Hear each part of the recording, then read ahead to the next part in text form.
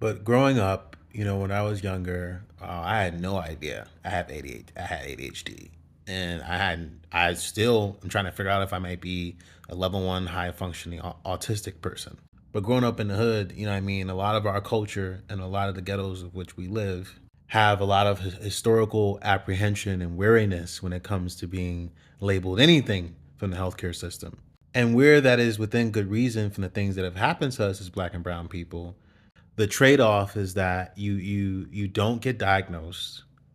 Your symptoms get dismissed as quote unquote too sensitive, or the oh, ain't nothing wrong with that boy. He just hyper. That's all. He one of those creative types. Or dare I say, although a word that's not used as often anymore and has been deemed as problematic, you get labeled with the word retarded, right? And you're left to feel like the neighborhood nuisance that everyone feels sorry for, but finds that presence of that nuisance to be innocent and for the most part, relatively speaking, harmless. You get labels like he's slow. Your entire life gets made into a caricature, right?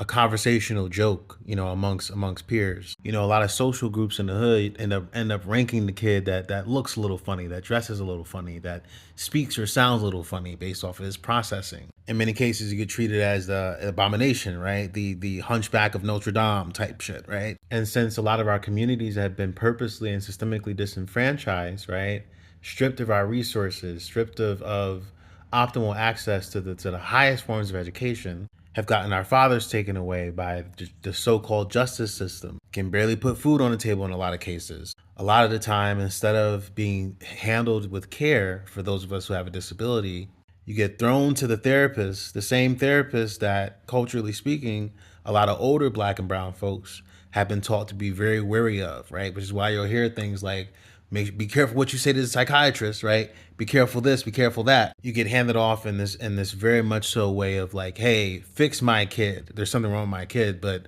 don't fix me.